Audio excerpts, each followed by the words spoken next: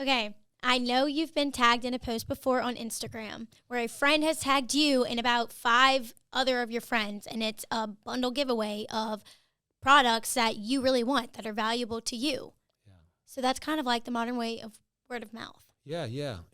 In fact, we have a pretty cool word of mouth.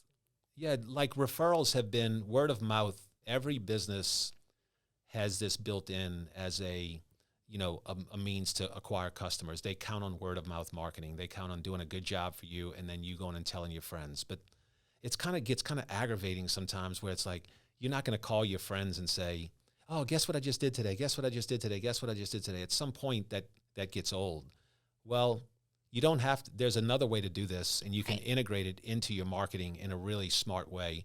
And what I wanted to highlight today is one of the ways that we integrated that into a campaign with Chick-fil-A that leveraged the power of the crowd, right? And the way that we did it uh, is with the offer. We said, we gave someone an offer, a coupon offer, which is always great for restaurants and retail.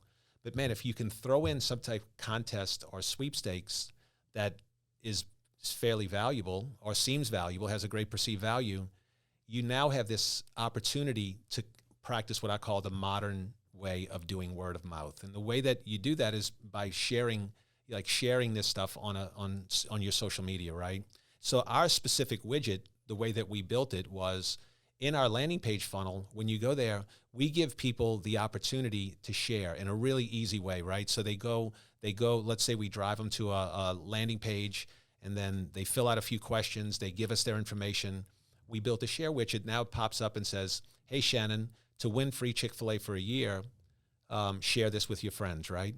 And so when they share that with their friends, to me, that's the modern way of doing referral marketing, right? They're choosing to share it out to their people. It's To their decision decision. that they made. Yeah, it's their decision. Yeah. So, it does a couple of things psychologically, because again, we had this white paper written, and it actually, to the person sharing it, uh, they're the ones that had that offer. They have this community on Facebook, Twitter, Instagram, Snapchat, TikTok.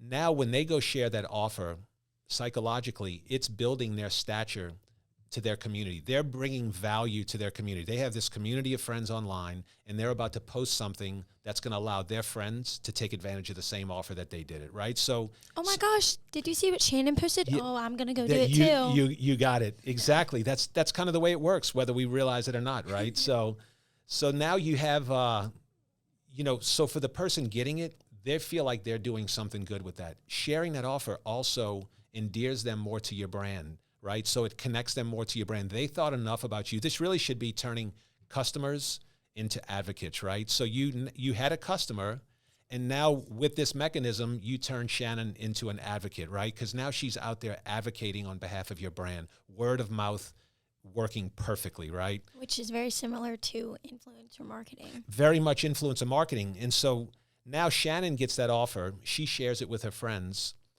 Her friends are going to see this as a personal recommendation from Shannon, right? You're making a personal recommendation. There's no better recommendation in the world than for you to say, "Hey, I'm doing business with this company, and I think you guys should too. Here's this cool offer they gave," right? And so Shannon is really, you're raising your stature within your community, right? You're bringing value to it. The people that are seeing that are going to be much more likely to click on that because it's coming from a trusted source. Shannon got this offer. I like Shannon. So now Shannon happens to be someone who knew a lot of people that like Chick-fil-A. And we know that because every person that opted in from Shannon sharing this, we know it came from Shannon. So now as a business, you now can have an understanding of your very important customers. We saw in this Chick-fil-A campaign that some people, when they shared it, had 30 and 40 people that redeemed it. That's a pretty important customer that a business might want to reach out to and say, "You know what, Shannon, we just wanted to bless you with a $10 or $20 gift certificate." Like, okay. Yeah.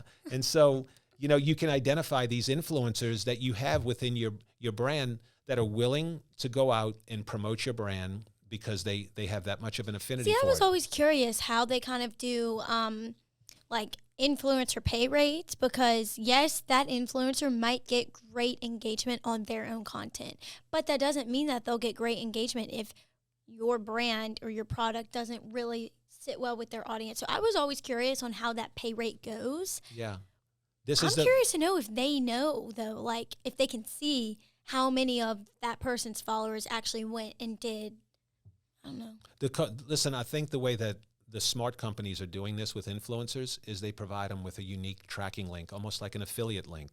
So now anybody that goes and transacts, if it's an e-commerce place, you can follow it all the way through the shopping cart, right? So that's like they have their own Amazon shopping list link thing or in their bio? a link that'll bring them to that business's website, but it'll know that that person came from that link that's associated to that influencer. So if you're doing influencer marketing and you want to hold them accountable, because we've used influencers before, and they can create a lot of noise, but noise doesn't all the time mean money, right? Right. And so now, you want an influencer that not only is building awareness in your brand, but then also is bringing value. And the value at the end of the day for every business is, did it lead to numbers at the cash register, right? It's great that you had all this activity. How did it relate to the bottom line? And the smart way to do that is to provide them with a unique link. Now you can track them through, and and so you either they did a great job, or you go back and renegotiate with them. Oh, so that's like when people post, use my code Shannon20 when you're, okay. So Yes. that's giving them. It can either be a kind of- link, it can be a specific code that you Okay. give to them, and that way they're able to measure those influencers. Everything has to equate back to a return on ad spend or a return on investment, right? So any business that's out there, all of your marketing channels, you should have metrics at the end of it that says, I spent this much money, and I brought in this much money, so you can understand which one of your channels are producing the best return on ad spend. Interesting. Yeah. So all of these little nuances, in the psychology of all this stuff, we just happen to take the pains of getting somebody who really could unpack the psychology of this. But the web is a powerful tool to identify these people that are willing to go advocate for your brand. And, if you focus on making your customers advocates, then you have to spend less money advertising, because you have an army of people that are going to go out there and help spread the word. You just need to have the right technology and the right mechanisms to make it easy for them. And that's what we did. We made it super simple. For a couple of clicks, they now can share an offer, and that's good for the brand. It's good for the person sharing it because they think they get clout, and it's good for the person receiving it because they're getting a first-party recommendation. Awesome. Yeah, guys, if you didn't watch or listen to our previous video or podcast, we went more in depth about what happened with our Chick-fil-A campaign that led to this huge realization about gift card being worth more than a coupon, even though in essence they are the same thing. So go check that out. You might have been a little confused because we just went more in depth in the last episode. So Yep. All right. See you soon.